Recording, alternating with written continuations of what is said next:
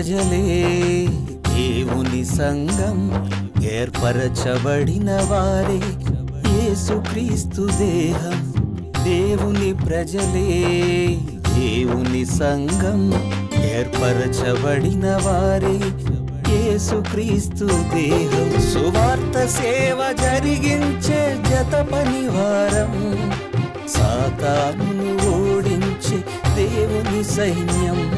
సువార్త సేవ జరిగించే జత పనివారం, సాతానును ఓడించే దేవుని సైన్యం. స్త్రీ అని లేదు, పురుషుడని లేదు, దాసుడని లేదు, స్వతంత్రుడని లేదు. స్త్రీ అని లేదు, పురుషుడని లేదు, దాసుడని లేదు, స్వతంత్రుడని లేదు. క్రీస్తేసునందు మనమంతా ఒక్కటై మనవారి క్షేమముకై పోరాడుదాం. క్రీస్తు యేసునందు మనమంతా ఒక్కటై మనవారి క్షేమముకై పోరాడుదాం. దేవుని ప్రజలే దేవుని సంఘం, ఏర్పరచబడిన వారే యేసుక్రీస్తు దేహం. దేవుని ప్రజలే దేవుని సంఘం, ఏర్పరచబడిన వారే యేసుక్రీస్తు దేహం.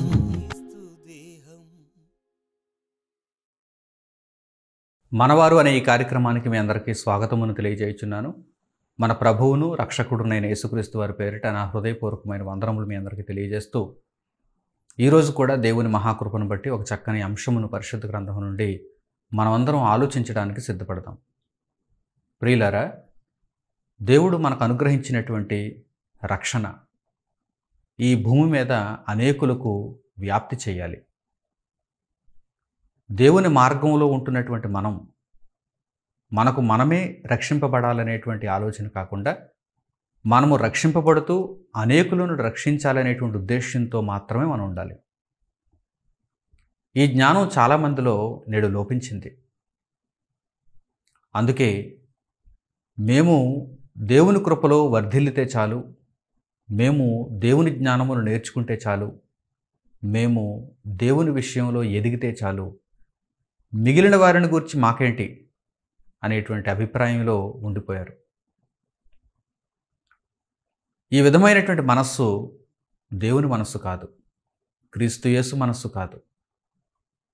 మేమొక్కరమే దేవునిలో అభివృద్ధిని కలిగి ఉండాలి, మేమొక్కరమే దేవుని దీవెనలు పొందాలి, మేమొక్కరమే పరలోకానికి వెళ్ళాలనేటువంటి ఉద్దేశం దేవుని ఉద్దేశం కాదు. ఎందుకంటే దేవుడు పరలోకంలో ఉన్నాడు, యేసుక్రీస్తు ప్రభు పరలోకంలోనే ఉన్నాడు, పరిశుద్ధాత్ముడు పరలోకంలోనే ఉన్నాడు, దేవదూతలు పరలోకంలోనే ఉన్నారు. మనుషులు పాపము చేసినప్పుడు దేవుడు మేమందరం పరలోకంలోనే ఉన్నాం కదా, మేమందరం సురక్షితంగా ఉన్నాం కదా, మేము పాపము లేని వారము కదా అని ఊరుకున్నాడా? తన కుమారుని లోకములోనికి పంపించి మనుష్యులలో ఎవరైతే తన్ను అంగీకరిస్తున్నారో వారందరినీ రక్షించాడు. ఇది దేవుని మనస్సు, క్రీస్తు యేసు మనస్సు, పరిశుద్ధాత్మని మనస్సు. ప్రియులారా, ఈ విషయాలను చక్కగా మీరు నేర్చుకోవాలి. దేవుని యందు మన బ్రతుకును సజీవముగా కాపాడుకోవాలంటే, దేవుని కొరకైన మన జీవితము ఆయన చిత్తానుసారంగా మనం ముందుకు నడిపించుకోవాలంటే, దేవునికి కలిగినటువంటి ఈ మనస్సును మనము కూడా కలిగి ఉండాలి. మనతో పాటు అనేకులు రక్షింపబడాలి. మనం ఒక్కరమే కాదు, మనతో పాటు అనేకులు రక్షింపబడాలి అనేటువంటి ఉద్దేశం మనలో ఉండాలి. అందుకనే ఈ మనస్సును కలిగిన వాడనై నాకు దేవుడు అనుగ్రహించినటువంటి జ్ఞానమును ప్రతిరోజు మీతో పంచుకోవటానికి నేను సిద్ధపడుతున్నాను. ఆ విధంగానే నేను ప్రవర్తిస్తున్నాను. నా యందు దేవుని గురించినటువంటి అంశము ఏది ఉన్నా కానీ అది దాచుకోవడానికి ఎప్పుడూ నేను ప్రయత్నించలేదు. అనేకులకు చెప్పాలి, ఈ సంగతి నాలోనే సమాధి అయిపోతే ఒక వ్యక్తి రక్షింపబడటానికి అవకాశాన్ని మూసినట్టే కదా అని నేను ఎప్పుడూ కూడా నాకు తెలిసినంత వరకు, దేవుడు నాకు అనుగ్రహించినంత వరకు సమాచారాన్ని, దేవుని సమాధానాలను, దేవుని జ్ఞానమును మనుషులకు వెల్లడి చేయటానికి నేను ప్రయత్నం చేస్తాను. ఇందులో స్వార్థం లేదు, ఇందులో ఏదో సంపాదించుకోవాలి, లోకమందు వీరందరిని ఉపయోగించుకొని నేనేదో ఘనత పొందాలనేటువంటి ఆలోచన లేదు. దేవుని జ్ఞానాన్ని నేను ప్రకటించాలి అంతే. దేవుడు నాకు అప్పగించినటువంటి పనిని నేను చేయాలి అంతే. సహోదరులను బ్రతికించుటకు నా ద్వారా దేవుడు ఏమి కోరుకుంటున్నాడో దానిని అంతటిని నేను పూర్తి చేసుకోవాలి అంతే. ఇటువంటి మనస్సును మీరు కూడా కలిగి ఉండాలి. దేవునిలో మనం నిజంగా బ్రతుకుతున్నాము అంటే, మనం ఎప్పుడైతే అనేకులను రక్షించుటకు బ్రతుకుతున్నామో అప్పుడే మనం దేవునిలో బ్రతుకుతున్నట్టు. అంటే మనంతట మనం నీతిగా ఉంటున్నాం, మనంతట మనం దేవుని వాక్యాన్ని నేర్చుకుంటున్నాం, మనంతట మనం ఒక సరిహద్దు గీసుకొని మనలోనే దేవుని జ్ఞానాన్ని మనం నిలుపుకుంటున్నాం అంటే దాని వలన ఉపయోగం లేదు. దేవుని వాక్యము విస్తరించాలి, దేవుని జ్ఞానము విస్తరించాలి. అనేక సరిహద్దులు దాటి దేవుని జ్ఞానము మనుషుల దగ్గరకు వెళ్ళాలి.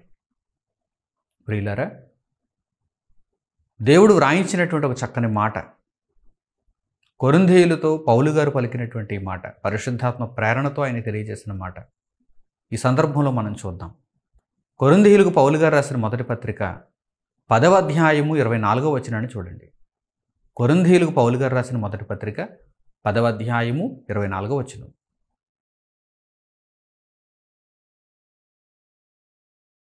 ఎవడునూ తన కొరకే కాదు, ఎదుటివాని కొరకు మేలు చేయ చూచుకొనవలెను. అనేక సందర్భాలలో దేవుని నమ్మిన వారు కూడా తమ మట్టుకు తాము రక్షింపబడితే చాలని, తమకు తెలిసినటువంటి వాక్యం తమ వరకే ఆగిపోతే సరిపోతుందని వారు భావిస్తున్నారు. కానీ దేవుని యొక్క ఆలోచన ఎలా ఉందో చూడండి. ఎవడునూ తన కొరకే కాదు, ఇతరుల కొరకు కూడా, ఇతరుల మేలు కొరకు కూడా ఆలోచించాలి. ఇతరులకు మేలు కలిగించే విషయాలు, ఆత్మ సంబంధమైనటువంటి మేలును ఇతరులకు కలిగించేటువంటి విషయాలలో ప్రతి ఒక్కరూ ఆలోచన కలిగి ఉండాలి అనేది దేవుని ఉద్దేశ్యం. తన కొరకే తాను బ్రతుకుతున్నాడా? ఉదాహరణకు నన్నే తీసుకోండి. నేను నా కొరకే బ్రతకాలనుకుంటే నేను ప్రతిరోజు వాక్యాన్ని అందరితో పంచుకోవలసినటువంటి అవసరత లేదు, ఇంత కష్టపడవలసినటువంటి అవసరత లేదు. దేవుడు నాకు ఇచ్చినటువంటి జ్ఞానాన్ని, దేవుడు నాకు తెలిపినటువంటి రహస్యాలను, దేవుడు నా మనస్సు తెరిచి నాకు అనుగ్రహించినటువంటి సంగతులను నాలోనే నేను పదిలం చేసుకోవచ్చు. కానీ ఇతరుల మేలు కొరకు ఆలోచించినప్పుడు, అది ఎటువంటి గడ్డు పరిస్థితుల్లో ఉన్న కాలమైనా సరే, ఇతరుల కొరకు ఆలోచించినప్పుడు వాక్యాన్ని దేవుడు వారి ద్వారా పంపిణీ చేస్తాడు. అది దేవుని నిర్ణయం. కనుక దేవుని మనస్సును మీరు కలిగి ఉండాలి, దేవుని మనస్సును మీరు కలిగి ఉండాలి. ఎవడునూ తన కొరకే తాను ఆలోచించుకోకుండా. కొంతమందిలో ఉండేటువంటి దురాశ లేకపోతే దురభిప్రాయం ఏంటంటే, విశ్వాసులను ఉపయోగించుకొని తాము ఘనత పొందాలని ఆలోచిస్తారు. వాక్యాన్ని అభివృద్ధి చేసేవారు, వాక్యాన్ని పంపిణీ చేసేవారు, విశ్వాసుల ద్వారా తాము బ్రతకాలని, విశ్వాసుల మీద వారు కొన్ని నమ్మకాలు పెట్టుకుంటారు, కొన్ని ఆశలు పెట్టుకుంటారు. అంటే వీరిని విశ్వాసులు ఘనపరచాలి, వీరిని విశ్వాసులు అందలం మీద మొయ్యాలి, ఇటువంటి ఆలోచనతో కొంతమంది ఉంటారు. అటువంటి ఆలోచనతో కాదు, ఇతరుల మేలు కొరకు, వారి కొరకు నీవేమైనా చేయగలిగావా? వారి నుండి ఎప్పుడూ ఆశిస్తున్నావా? వారి నుండి ఏమైనా చేయగలిగావా? ఆలోచిస్తున్నారా? ఎవడునూ తన కొరకే కాదు, ఇతరుల మేలు కొరకు ఆలోచించాలి. ఇతరుల కొరకు ఆలోచించే విషయంలో ఇతరుల మేలు కొరకు ఆలోచిస్తున్నాడా, లేక ఇతరుల దగ్గర నుండి ఏమైనా రాబట్టుకోవడానికి ఆలోచిస్తున్నాడా? ఇక్కడ మనం జాగ్రత్తగా గమనించాలి. కొంతమంది మన మీద చాలా ప్రేమ చూపిస్తూ ఉంటారు, ఎందుకంటే మన నుండి ఏదో కావాలి వారికి. ఒక ఆశ ఉంది, ఒక ఆలోచన ఉంది, అది ముందు బయట పెట్టరు. మనతో ప్రేమగా ప్రీతిగా మాట్లాడతారు, మనలను వశపరుచుకుంటారు, ఆ తర్వాత వారికి కావలసిన దాన్ని రాబట్టుకుంటారు. అంటే అది మోసం, అది కపటం. నీవు చేయగలిగిన మేలు ఎలా చేయగలవో ఆలోచించు. మేలు చేసిరా, ఇవ్వగలిగింది ఇచ్చిరా, ఇతరులకు నీవు చేయగలిగినటువంటి సేవ చేసిరా. అంతే తప్ప ఇతరుల కొరకు ఆలోచించమన్నాడు కనుక దేవుడు. ఇతరుల కొరకు ఆలోచించడం అంటే వారందరిని మోసగించడమా?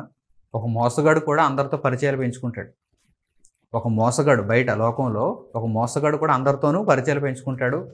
వాడు చాలా ఎక్కువగా పరిచయాలు పెంచుకుంటాడు. బాబాయ్ నేనే అంటాడు, తమ్ముడు నేనే అంటాడు, అన్నా నేనే అంటాడు. ఎప్పుడూ మనం అతన్ని చూడం, కానీ అలా పలకరింపు మనలను తన వశం చేసుకోవడానికి. ఆ తర్వాత ఏదో చెబుతాడు, ఏదో ఒక పాలసీ తీసుకోమనో, లేకపోతే ఏదో ఈ స్కీమ్లో జాయిన్ అవ్వమనో, లేకపోతే ఏదో ఇంకా లోక సంబంధమైనటువంటి ఆ ఉచ్చులో మనలను బిగించాలని మనతో ప్రీతిగా ప్రేమగా మాట్లాడతాడు. ఇక మనలను జీడిపాకంలో వదిలిపెట్టడు. మనం వద్దనుకున్నా సరే మనలను అందులో ముంచడానికి ప్రయత్నం చేస్తాడు. అందులో వాడు తర్ఫీదు పొందినవాడుగా కనిపిస్తాడు. అయితే ఇతరుల మేలు కొరకు ఆలోచించేవారు లోకంలోనూ లేరు, ఇటు దేవుని యొక్క సంఘంలో కూడా కనిపించడం లేదు. ప్రారంభ శతాబ్దంలోనే కరువైపోయారు. బాగా ఆలోచించాలి ఈ విషయాన్ని. ఒకడు తన కొరకే కాదు, ఇతరుల మేలు కొరకు. ఇప్పుడు నేను వాక్యాన్ని ప్రకటిస్తున్నాను. వాక్యాన్ని మీ అందరికీ ప్రకటిస్తున్నప్పుడు మీ నుండి ఏదో లాభాన్ని నేను ఆశిస్తున్నాను అనుకోండి, అప్పుడు నేను కూడా దౌర్భాగ్యుడిని అవుతాను. మీ నుండి నాకేంటి లాభం? మీ నుండి నాకు వచ్చేటువంటి లాభాన్ని ఇప్పుడు మీరు ఏమైనా చూపించగలరా? అంటే మీకు వాక్యాన్ని చెబుతున్నాను కనుక మీరు ఎంత ఫీజు కట్టాలి, మీకు వాక్యాన్ని చెబుతున్నాను కనుక మీరు నా దగ్గర పడి ఉండాలి, మీకు వాక్యాన్ని ప్రకటిస్తున్నాను కనుక మీరు నాకు శరీర సంబంధంగా ఈ మేలును చూపించాలని ఏమైనా మీకు షరతులను విధించానా? నేను ప్రకటించిన వాక్యం ఎవరు వింటున్నారో కూడా నాకు తెలియదు. అనేక మంది వింటారు, ఆయా కాలాలలో వింటారు. అంటే విధానం ఇలాగే ఉంటుంది. దేవుని వాక్యాన్ని మనం ప్రకటించిన తర్వాత ప్రకటింపబడినటువంటి ఆ వాక్యాన్ని అనేక మంది విని మేలు పొందాలనేటువంటి ఉద్దేశంతోనే మనం ప్రకటిస్తాం తప్ప ఎంతమంది వింటున్నారు, వినేవారు అందరి వలన నాకు లాభం కలుగుతుందా లేదా, ఇటువంటి కుటిలమైనటువంటి స్వార్థ ప్రయోజనాలతో కూడినటువంటి ఆలోచనలు ఉండకూడదు. ఇది దేవుని మనస్సు. ఇది దేవుని మనస్సు. మీరు మీ కొరకే కాక ఇతరుల మేలు కొరకు ఆలోచించాలి. పౌలు గారు కూడా అలాగే ఆలోచిస్తున్నారు. అందుకే క్రింది మాటలకు వచ్చేసరికి ఆయన ఈ పత్రికను రాస్తున్నారు కదా, ఆయన ఏమంటున్నారు చూడండి. ఆయన తన స్వంతంగా పలుకుతున్నటువంటి మాట, తన వ్యక్తిగత జీవితంలో కూడా ఆయన ఎలా ప్రవర్తిస్తున్నారో తెలియజేస్తున్నటువంటి మాటను చూడండి. 33వ వచనంలో, కొరింథీయులకు పౌలు గారు రాసిన మొదటి పత్రిక 10వ అధ్యాయము 33వ వచనంలో చూడండి.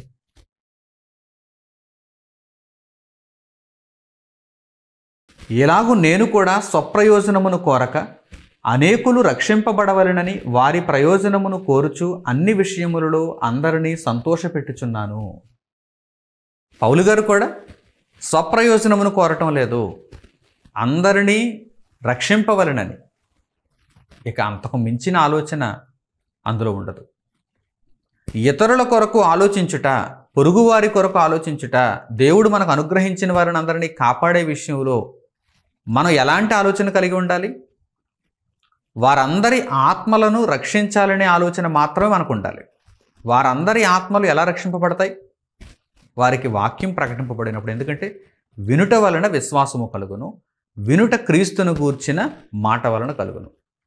క్రీస్తును గూర్చిన మాట వినిపించినప్పుడు వారికి విశ్వాసం అభివృద్ధి అవుతుంది. ఆ విశ్వాసము వారిని రక్షణలోనికి నడిపిస్తుంది. అందరూ రక్షింపబడవలనని అందరి విషయంలో నేను అందరినీ సంతోషపెట్టువాడనుగా ఉన్నాను.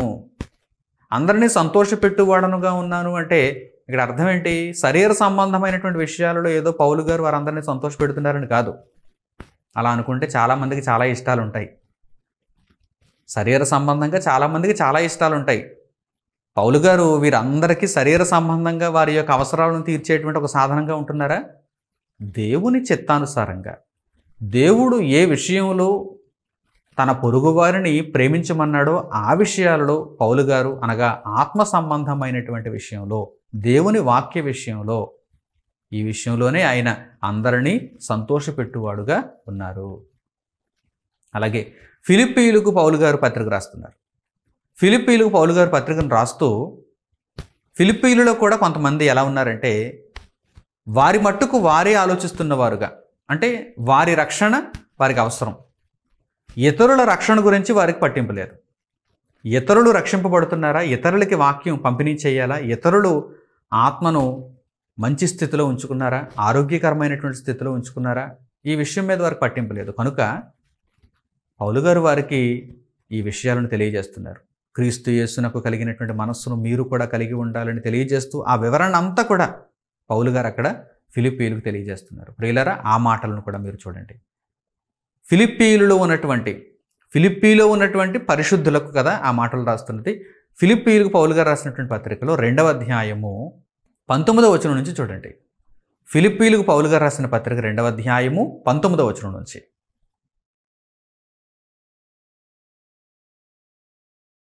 నేనును మీ క్షేమము తెలుసుకొని ధైర్యము తెచ్చుకుని నిమిత్తము తిమోతిని శీఘ్రముగా మీ యొద్దకు పంపుటకు ప్రభువైన యేసునందు నిరీక్షించుచున్నాను.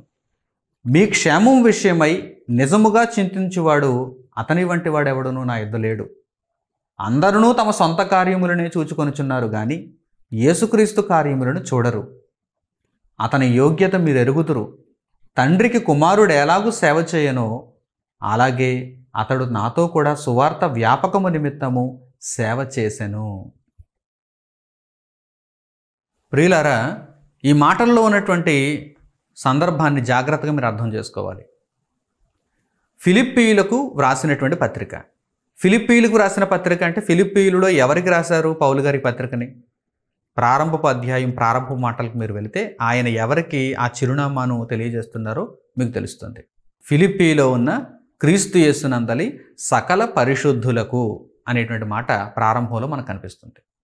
అంటే ఫిలిప్పీ అనేటువంటి పేరు కలిగినటువంటి ప్రాంతంలో క్రీస్తు యేసునందు ఉన్నటువంటి సకల పరిశుద్ధులకు, అంటే సంఘముగా సమూహముగా దేవుని కొరకు బ్రతుకుచున్నటువంటి ఆ ప్రాంత నివాసులకు పౌలు గారు పంపించినటువంటి పత్రిక. ఈ పత్రికను పంపిస్తూ ఏమంటున్నారు? నా యొద్ద తిమోతి ఉన్నాడు. ఇతడు లోకములో ఒక తండ్రికి కుమారుడు ఎంతగా సేవ చేస్తాడో అలాగే సువార్త వ్యాపకము నిమిత్తము, శరీర సంబంధంగా కాదు. అందుకే పదే పదే ఆ మాటలను దేవుడు గుర్తు చేస్తున్నాడు. అది దేవుని మాట కదా, దేవుడు తన ఆత్మ ప్రేరేపణ చేత పలికించిన మాటలు కదా ఇవన్నీ. ఎక్కడ కూడా ఆ లైన్ మిస్ అవ్వదు చూడండి. ఒక తండ్రికి కుమారుడు లోకములో ఎలా అయితే సేవ చేస్తాడో ఈ తిమోతి నా దగ్గర సువార్త వ్యాపకము నిమిత్తము అటువంటి సేవకుడిగా ఉన్నాడు. అంటే సువార్తను వ్యాపించే విషయంలో, సువార్తను అనేక మంది యొద్దకు తీసుకుని వెళ్ళేటువంటి విషయాలలో ఇతడు చాలా గొప్ప సేవకుడు, నమ్మకమైనవాడు. మిమ్మును గూర్చి మీలో ఎంతమంది దేవునిలో నిలబడ్డారు, మీలో ఎంతమంది దేవుని కొరకు బ్రతుకుతున్నారు, మీలో ఎంతమంది ఆత్మలు దేవుని కొరకు బలంగా అభివృద్ధి పొందుతున్నాయి, ఈ విషయాలను గూర్చి నిజముగా చింతించువాడు అంటే నిజముగా అనేటువంటి పదం అక్కడ ప్రయోగింపబడిందంటే అది పైపైన చూపించేటువంటి చింత కాదు. అంటే లోపల ఏదో మనసులో ఉంచుకొని ఈ ఫిలిప్పీల ద్వారా నాకు ఒక మూట నేను సంపాదించుకోవాలి, లేక ఈ ఫిలిప్పీల ద్వారా నేను ఘనతను పొందాలి, మహిమను పొందాలి, ఈ ఫిలిప్పీల ద్వారా నాకు లోకంలో ఏదో ఒకటి కావాలి అనుకునేటువంటి మనసు కాదు. నిజముగా చింతించాడు. నిజముగా చింతించడం అంటే అయ్యో ఒక ఆత్మ పాతాళానికి జారిపోతుందా, ఆ ఆత్మను రక్షించటానికి ఆ ఆత్మ వినవలసినటువంటి మాటలు ఏమిటి, అంతవరకే ఆలోచిస్తాడు. అదే నిజముగా వారి నిమిత్తం చింత కలిగి ఉండడం. ఫిలిప్పీయుల క్షేమము నిమిత్తమై తిమోతి నిజముగా చింత కలిగిన వాడు అనేటువంటి మాటలు మనకు అక్కడ కనిపిస్తాయి. ఫిలిప్పీయుల క్షేమం విషయమై తిమోతి నిజముగా చింత కలిగిన వాడు. చూసారా, అటువంటి చింత మనలో ఉందా?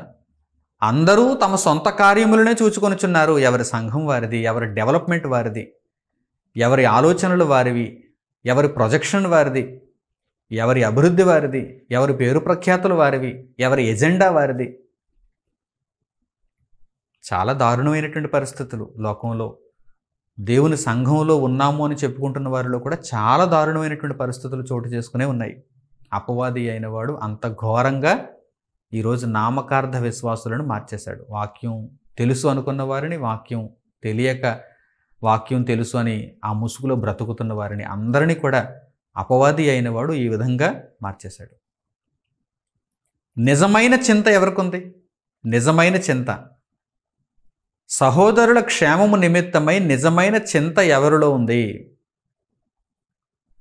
నిజముగా చింతించేవారు దేవుని వాక్యమును వారి చెంతకు చేర్చాలని ఆలోచిస్తారు. దేవుని వాక్యమును వారు విని మారు మనసు నొందాలని వారు ప్రయత్నం చేస్తారు.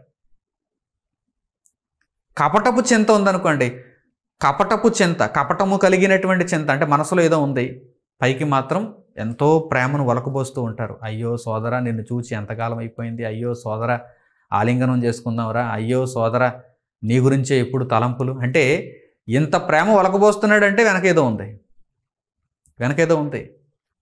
కానీ తిమోతి అలాంటి వాడు కాదు. తిమోతి ఫిలిప్పీల విషయంలోనే కాదు, సహోదరుల అందరి విషయంలోనూ అలాంటి ప్రవర్తన కలిగిన వాడే. ఫిలిప్పీలకి పత్రిక పౌలు గారి చేత వ్రాయబడుచున్నది కనుక ఇప్పుడు వారిని జ్ఞాపకం చేసుకున్నారు. ఇంకా వేరే సంఘంలో ఉన్నటువంటి వారికి పత్రిక రాస్తున్నప్పుడు వారి విషయమై తిమోతి గారిని అక్కడికి పంపించాలనుకున్నప్పుడు తిమోతి గారికి వారి మీద ఉన్నటువంటి చింతను అక్కడ తెలియజేస్తారు. ఇదేదో శారీరకంగా ఉన్నటువంటి ప్రేమ అనుకోకండి, దేవుని ఆత్మ వలన కలిగినటువంటి ప్రేమ, దేవుని ఆత్మ వలన వారికి ఉన్నటువంటి ప్రేమ. ప్రియులారా, ఈరోజు సర్వ ప్రపంచంలో అందరికీ దేవుని వాక్యాన్ని ప్రకటించవలసినటువంటి బాధ్యత మన మీద ఉంది. కేవలం ఒక ప్రాంతానికి, కేవలం ఏదో ఒక పరిధి గీసుకుని ఈ పరిధిలో నేను కొంత వాక్యాన్ని కొంతమందికి చెప్పాలనేటువంటి ఆలోచనలు మాత్రమే కాదు, అందరికీ సమానంగా దేవుని వాక్యాన్ని పంపిణీ చేయాలి. చిట్ట చివరి గడియలలో ఉన్నాం, కడవరి కాలంలో ఉన్నాం. దేవుని వాక్యమును మన క్షేమము నిమిత్తమే కాకుండా అనేకుల క్షేమము నిమిత్తమై మనం వ్యాప్తి చేయవలసిన వారముగా ఉన్నాం. ఎందుకంటే సొంత కార్యములను మనం కాకుండా యేసుక్రీస్తు కార్యములను చూచే వారముగా ఉండాలి. సొంత కార్యములు అంటే అర్థం ఏంటి? రక్షణను స్వీకరించాం, మన రక్షణ మనదే అనేటువంటి భ్రమలో కాకుండా అనేకుల రక్షణ కొరకు ఆలోచించాలి. రక్షణలో ప్రవేశించాం, కానీ ఈ రక్షణ మన వరకే పరిమితమా? ఇప్పుడు ఈరోజు నేను ప్రకటిస్తున్నటువంటి మాటలు నాలో నేనే మననం చేసుకుని కూర్చోవచ్చు అంటే అవి ఎక్కడి వరకు ఉంటాయి? నా వరకే ఉంటాయి. ఈ విషయాలు నా వరకే ఉంటాయి. నేను వీటిని బహిర్గతం చేస్తే అంటే పబ్లిక్ చేస్తే, పబ్లిక్ అంటే ఎవరైనా వీటిని చూడవచ్చు, ఎవరైనా వీటిని వినవచ్చు, ఎవరికైనా ఇప్పుడు అవకాశం దొరికింది. అంటే ఇప్పుడు అందరి ప్రయోజనార్థం ఈ వాక్యములు వెల్లడి చేయబడ్డాయి. దేవుడు పరిశుద్ధ గ్రంథాన్ని కూడా అలాగే ఉంచాడు కదా. ఎవరో కొందరు మాత్రమే చదువుకోవడానికి వీలున్నటువంటి పుస్తకం అయితే ఈరోజు ఎవరు కావాలనుకుంటే వారు చదువుకోవడానికి వీలున్న పుస్తకం. దేవుడు మార్గమును సుగమం చేశాడు, పరలోకమునకు మార్గమును సుగమం చేశాడు. యేసుక్రీస్తు ప్రభువు ద్వారా ఆ మార్గమును మనందరికీ చేరువ చేశాడు. అయితే అందులో మనం ప్రవేశించడం మన చేతుల్లోనే ఉంది. పరలోకాన్ని పొందటానికి ఆ ఇరుకైన మార్గంలో ప్రవేశించడం మన చేతుల్లోనే ఉంది. దేవుడు ఆయన వాక్యాన్ని అనేక మంది సహోదరుల ద్వారా ఇలా పంపిణీ చేస్తూనే ఉన్నాడు. దేవుడు తెలియజేశాడు, మీరు మీ సొంత కార్యములను కాక యేసుక్రీస్తు కార్యములను కూడా చూడాలి. ప్రియులారా, అలాగే మన స్వభావం ఎల్లప్పుడూ కూడా ఇతరులు నాకేం పెడతారా అనేటువంటి విధానం కాకుండా ఇతరులకు నేనేమి పెట్టగలను అనేటువంటి విధానంలో మనం ఉండాలి. ఆలోచించారా? అందుకే దేవుడు తెలియజేస్తాడు, పుచ్చుకొనుట కంటే ఇచ్చుట ధన్యత. ఇప్పుడు ఈ మాటలు విన్న తర్వాత నాకు ఎంతమంది సహాయం చేయాలనుకుంటున్నారు, రండి సహాయం చేయండి, సేవ చేయండి అనేటువంటి విధానం కాదు. నేనెవరికి చేయగలను, నేనెవరికి చేయగలను అంటే దేవుని మాటలను ఎంత జాగ్రత్తగా మనం స్వీకరించాలో ఆలోచన చేయండి. ఈ మాటలను నేను ప్రారంభంలో నేర్చుకునేటప్పుడు, అంటే ఇప్పుడు మీరు నేర్చుకుంటున్నారు, ఈ మాటలను నేను ప్రారంభంలో నేర్చుకునేటప్పుడు నేను అటువంటి మనసుతో లేను. అంటే ఎవరు నాకు సేవ చేయాలనుకుంటున్నారు, మీ సొంత కార్యాలు కాకుండా యేసుక్రీస్తు కార్యాలు మీరు చేయాలి కనుక నాకు వచ్చి మీరు సేవ చేయండి, నాకు ఎప్పుడూ వాక్యాన్ని వినిపించండి, నేను అలా గురుపెట్టి నిద్రపోతాను అనేటువంటి స్వభావం అప్పుడు నాలో లేదు. ఈ మాటలను వింటున్నప్పుడు నా ఆత్మ ఎలా రగిలేదంటే, అవును, యేసుక్రీస్తు కార్యములను నేను చూడాలి. పుచ్చుకొనుట కాదు, ఇచ్చుట ధన్యత. నేను దేవుని యొద్ద నుండి పుచ్చుకుంటాను. దేవుని సంగతులను దేవుని యొద్ద నుండి పుచ్చుకుంటాను. దేవుడు నా మనసు తెరుస్తాడు. నాకు అవసరమైనటువంటి మాటలను దేవుడు అనుగ్రహిస్తాడు. ఎప్పుడూ కూడా దేవుడు నన్ను ఒంటరిగా విడిచిపెట్టడు. దేవుడు నాకు అనుగ్రహిస్తాడు. కనుక నేను ఎప్పుడూ ఏ పనిలో ఉండాలి? పంపిణీ, ఇచ్చుట. పుచ్చుకొనుట కాదు, ఇచ్చుట. అలాగే ఈ మాటలు మీరు ఇప్పుడు వింటున్నప్పుడు కూడా నా మట్టుకు నేనేం చేయగలను? ఒకవేళ మీరు అనుకోవచ్చు, నాకు ఇంకా పూర్తిగా తెలియదండి, నేర్చుకుంటున్నాను అని. నేర్చుకున్న దానిలో మీరు ఎంతమందికి ఇవ్వగలిగారు? నేర్చుకున్న విషయాలలో ఎంతమందికి ఇప్పటి వరకు మీరు పంపిణీ చేయగలిగారు? ఎంతమందికి ఇప్పటి వరకు నేర్పించగలిగారు? ఒక్కసారి మీరు గమనించండి, ఆలోచించండి. ఎన్నిసార్లు మీరు దేవుని వాక్యాన్ని విన్నారు? ఎంత దేవుని వాక్యాన్ని విన్నారు? మీకు రహస్యం చెప్పమంటారా? దేవుని వాక్యాన్ని మనం ఎప్పుడైతే వింటూ నేర్చుకుంటూ ఉంటామో, నేర్చుకున్న దానిని వెంటనే ఆ వాక్యం తెలియని వారికి మనం పంపిణీ చేస్తూ ఉండడం వల్ల ఇంకా ఎక్కువ నేర్చుకోవడానికి అవకాశం ఉంటుంది. మనం ఎప్పుడూ నేర్చుకుంటున్నాం అనుకోండి, మనలో ఎటువంటి అభివృద్ధి ఉండదు. ఎందుకంటే మనం ఎప్పుడైతే నేర్చుకున్న దానిని ఇతరులకు పంపిణీ చేసేస్తుంటామో అప్పుడే దేవుడు మనల్ని దీవిస్తాడు, అప్పుడే దేవుడు మనల్ని దృష్టిస్తాడు, అప్పుడే మనం దేవుని మనసు కలిగి ఉన్నట్టు. చాలామంది ఎన్నో ప్రసంగాలను, ఇప్పటి వరకు ఎన్నో ప్రసంగాలను, మంచి మంచి ప్రసంగాలను విని ఉంటారు.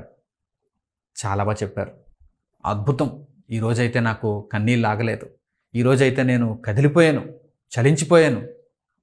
దేవుడు ఈ సాక్ష్యాన్ని మాత్రమే కోరుకోవటం లేదు, దీని తరువాత కొనసాగింపును కోరుకుంటున్నాడు దేవుడు. మొట్టమొదటి రోజు మొదటి ప్రసంగాన్ని విన్నారు చూసారా? అసలు ఆ రోజే మీరు ఆ ప్రసంగాన్ని వేరే వాళ్ళకి చెప్పేయాలి, ఆ మాటలను వేరే వాళ్ళకి చెప్పేయాలి. మీలో విశ్వాసాన్ని కలిగించినటువంటి ఆ మాటలను మీరు మరొకరిలో విశ్వాసాన్ని చూడటానికి మరొకరికి మీరు ఏం చేయాలి? చెప్పేసి ఉండాలి, ప్రకటించేసి ఉండాలి. అదండి ఇతరుల కార్యములను కూడా చూడాలి అంటే అదండి విషయం. మీరు మీ సొంత కార్యములను కాదు, ఇతరుల కార్యములను కూడా చూడాలి, యేసుక్రీస్తు కార్యములను కూడా చూడాలి అంటే విషయం అదేనండి. ఆలోచిస్తున్నారా? కనుక దేవుడు ఈ పాఠాన్ని మనకి అనుగ్రహిస్తున్నప్పుడు మనం ఎవరి నుండి ఏమి పొందాలనేటువంటి స్వార్థంతో కాదు, మనము ఎవరికి ఏమి ఇవ్వాలనేటువంటి అర్పణతో మనం ఉండాలి. ఎవరికి ఏమి ఇవ్వాలా, దేవుని వాక్యాన్ని ఏ విధంగా ఎవరికి ఎలా పంపిణీ చేయాలనేటువంటి విధానంలో మనం ఉండాలి. పౌలు గారు, మీలో ప్రతి ఒక్కరూ కూడా ఇతరుల క్షేమం నిమిత్తం ఆలోచించండి, ఎదుటివాని మేలు కొరకు ఆలోచించండి, తన కొరకే కాదని చెప్పిన తర్వాత నేను కూడా ఎదుటివాని మేలు కొరకే ఆలోచిస్తున్నానని చెప్పారా? లేకపోతే నాకెవరు మేలు చేస్తారని ఇక్కడ కూర్చొని చూస్తున్నాను అంటున్నారా? లేదు. అంటే దేవుని మనసు ఎంత స్పష్టంగా ఉంటుందో మీరు ఆలోచన చేయండి. దేవుని మనసు ఎంత స్పష్టంగా ఉంటుందో, చాలా స్పష్టంగా ఉంటుంది. ఇది అర్థమైన వారికి వెంటనే అర్థమైపోతుంది, అర్థం కాని వారికి ఇక అర్థం కాదు. అర్థమయ్యే వారికి దేవుని మాటలు వెంటనే అర్థమైపోతాయి, అర్థం కాని వారికి ఇక అర్థం అయిపోయింది, వారి పని అయిపోయింది. ఇంకా ఎలకతోలు పెట్టి ఏడాది ఉతికినా నలుపు నలిపే కానీ తెలుపు రాదు. ఎలకతోలు తెల్లగా ఎలా మారుతుందండి? మీరు ఎన్ని సబ్బులు వాడినా, ఎంత సర్ఫ్ వాడినా, ఏడాదిగా మీరు ఉతికినా ఎలకతోలు ఏడాదిగా ఉతికినా నలుపు నలిపే కానీ తెలుపుగా అది మారదు. ఆలోచిస్తున్నారా? అంటే ఇక మార్పు నొందడు అనుకుంటే ఇక మార్పు నొందడు అంతే, మార్పు నొందదు అనుకుంటే ఇక మార్పు నొందదు అంటే. ఎన్ని విననివ్వండి, నేను ఇంకా వింటాను అంటే ఇంకా అలా వింటానే ఉంటారు వారు. వారికి దేవుని పని మీద ఆసక్తి ఉండదు, దేవుని కొరకు నోరు విప్పాలనేటువంటి ఆలోచన ఉండదు. దేవుని కొరకు పోని నేను చెప్పలేకపోతున్నాను, ఎన్నో విన్నాను కానీ చెప్పలేకపోతున్నాను, కనీసం ఈ మాటలను ఉన్నట్టుగా వారి దగ్గరకు తీసుకుని వెళ్ళిపోయి వారికి వినిపింప చేయాలి అనేటువంటి ఉద్దేశం కూడా వారికి ఉండదు. సమరయ స్త్రీ ఉంది, ఊరిలో ఉన్న జనానందరిని పిలుచుకొచ్చేసింది. ముందు ఊరిలో ఉన్న జనమంతటిని పిలుచుకొచ్చేసింది. ఎందుకంటే ముందు మీరు వచ్చేయండి, ఆయన మాటలు వినండి. ఆమె యేసుక్రీస్తు కార్యములను చూచింది, సొంత కార్యం కాదు. ఆమెకు రక్షణ అర్థమైంది, ఆమెకు ప్రభువులో ఉన్నటువంటి ఆ యొక్క గొప్ప ప్రభావం అర్థమైంది, జీవజలములు ఆయన ఇస్తాడని అర్థమైంది, వారు కనిపెట్టుచున్నటువంటి మెస్సియా ఆయనే అర్థమైంది. అర్థమైన తర్వాత ప్రభువా నీకు కృతజ్ఞతలు అని చెప్పి కొండను నీటితో నింపుకొని ఇంటికి వెళ్ళిపోకుండా ఏం చేసింది? కొండ అక్కడే విడిచిపెట్టి ముందు ఊరిలోనికి వెళ్ళింది. ఎందుకంటే ఇతరులకు ఈ రక్షణ సువార్తను నేను తెలియచేయాలి, ఇతరుల కార్యక్రమాలను నేను చూడాలి. నా పరిధిలో ఇప్పుడు నేను చేయగలిగింది ఏంటి? ఆ రోజు ఆమెకున్న పరిస్థితి ఏంటి? అదొక్కటే. ఇక ఆమెకున్నటువంటి అవకాశం అదొక్కటే. పరుగున వెళ్ళిపోయింది. ఊరంతటికీ ఈ సమాచారాన్ని తెలియజేసింది. అదిగో అక్కడ యాకోబు బావి దగ్గర మెస్సియా ఉన్నాడు, మనమందరం ఎవరి కొరకైతే ఎదురు చూస్తున్నామో ఆయనే ఉన్నాడు, రండి వినండి, ఆయన మాటలు వినండి, రక్షణ పొందండి. ఇక ఈ మాటలు చెప్పుకుంటూ వెళ్ళిపోతుంది. ఆమెకు చెప్పడానికి ఇంకా పూర్తిగా ఏం తెలియదు కనుక తెలిసినంత మటుకు చెప్పేస్తుంది. ప్రభువా నాకు ఇంకా ఏం తెలియదు కదా, పూర్తిగా తెలుసుకుంటాను, బాప్తిస్మం పొందిన తర్వాత అప్పుడు చెప్తానులే పరిశుద్ధాత్మ సహాయంతో. లేదు, సమయం లేదు ప్రభువా, నేను దేవుని మనసు ఏంటో అర్థం చేసుకున్నాను, క్రీస్తు యేసునకు కలిగినటువంటి మనస్సు నేను కూడా కలిగి ఉండాలి, నీ మనస్సే, నీ మనస్సు నాకు కూడా ఉండాలి, కనుక ఇదిగో వచ్చేసింది నాలో ఆ మనస్సు. అంటే ఇలాంటి వారికి పదే పదే చెప్పవలసిన అవసరం లేదు, వారికి అర్థమైపోయింది. ఎలకతోళ్ళు ఉంటాయి కొన్ని, ఇస్కరియోతు యోధా వలె ఎలకతోళ్ళు ఉంటాయి కొన్ని, వాటిని ఏడాదిగా ఉతికినా, ఏడాది కాదు 10 ఏళ్ళుగా ఉతికినా, 20 ఏళ్ళుగా ఉతికినా నలుపే కానీ తెలుపు రాదు. సంఘంలో ఉంటారు 10 ఏళ్ళు, 20 ఏళ్ళు, 30 ఏళ్ళు, 40 ఏళ్ళు, ఏళ్ళు పెరిగిపోతూ ఉంటాయి, వారు పండు ముసలులు అయిపోతూ ఉంటారు. కానీ వారికి కనీసం దేవుని వాక్యమును పరిచయం చేయటానికి ఆ సామర్థ్యత లేదు అంటే అర్థం చేసుకోండి. అంటే వారిలో ఆసక్తి లేదు. మేము చక్కగా ఉంటే చాలా, దీవెనలు ఆశీర్వాదాలు మాకుంటే చాలా. ఈరోజు లోకమందు ఉన్నటువంటి మనుషులందరూ ఆశీర్వదింపబడాలి కదా, వారందరికీ రక్షణ తెలియాలి కదా, వారందరూ ప్రభు మార్గంలో ప్రవేశించాలి కదా అనేటువంటి ఆలోచన వారికి లేకపోవటం నిజంగా శోచనీయం. వారికి ఈ మాటలు తెలియలేదు, వారికి దేవుని జ్ఞానం అర్థం కాలేదు. కనుక మన కొరకు మనమే బ్రతకడం కాదు, ఇతరుల కొరకు మనం బ్రతకడం అసలైన బ్రతుకు. మన కొరకు మనమే బ్రతికితే అది బ్రతుకే కాదు. ఇతరుల కొరకు మనం బ్రతుకుతున్నప్పుడు, మన బ్రతుకు ఇతరుల బ్రతుకు నిమిత్తమే ఉపయోగపడుతున్నప్పుడు అది అసలైన బ్రతుకు. కనుక ఈ విషయాలన్నీ జాగ్రత్తగా అర్థం చేసుకోండి. ఈ విషయాలను మీ హృదయాలలో నాటనివ్వండి. ఇక మీదట మీ ప్రవర్తన ఎలా ఉండాలో మీరు సరిచూసుకోండి. ఆత్మలను రక్షించుటకు మీ వంతు ప్రయత్నాన్ని మీరు చేయండి. అనేకులను అగ్నిలో నుండి రక్షించడానికి మీరు ఏం చేయగలరు దానిని మీరు చేయండి. దేవుని వాక్యాన్ని వినండి, నేర్చుకోండి, అనేకులకు ఆ వాక్యాన్ని పరిచయం చేయండి. ఎందుకంటే మనము కేవలం మన రక్షణను చూచుకుంటే సరిపోదు, ఇతరుల రక్షణ కూడా మన బాధ్యతగా మనం స్వీకరించాలి. చక్కని నిర్ణయంతో ఇక మీదట దేవుని రాజ్యంలో దేవునికి అనుకూలమైన వారుగా బ్రతుకుతారని హృదయపూర్వకంగా కోరుకుంటూ దేవుని మాటలను ఇంతటితో ముగిస్తున్నాను. తండ్రి అయిన దేవునికి ప్రార్థనలు ఏకీభవించండి. మహోన్నతుడును మహాపరిశుద్ధుడును మా కన్న తండ్రి అయిన దేవ, మీ మనస్సును, క్రీస్తు యేసునకు కలిగిన మనస్సును, పరిశుద్ధాత్మ మనస్సును మేము కూడా కలిగి ఉండు నిమిత్తము ఈ పాఠ్యాంశమును మాకు దయచేసినందుకు మీ కృతజ్ఞతలు తండ్రి.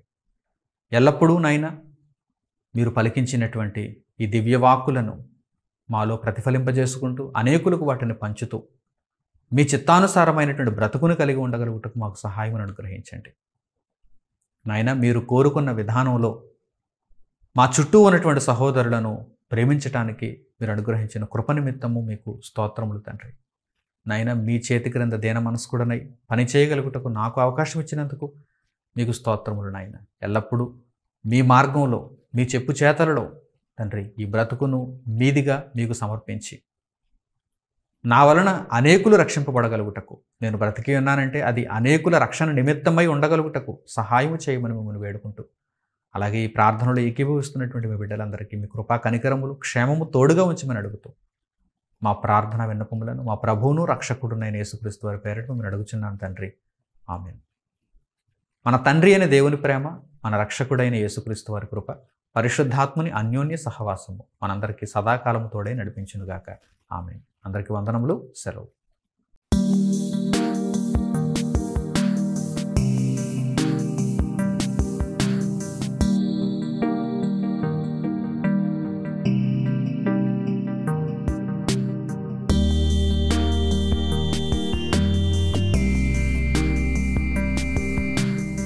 సహోదరులు మణికుమార్ గారు ప్రసంగించిన ఎన్నో ఆత్మ సంబంధమైన సంగతులను ఉచితముగా వీక్షించుటకు మా యూట్యూబ్ ఛానల్స్ ను తప్పక దర్శించండి.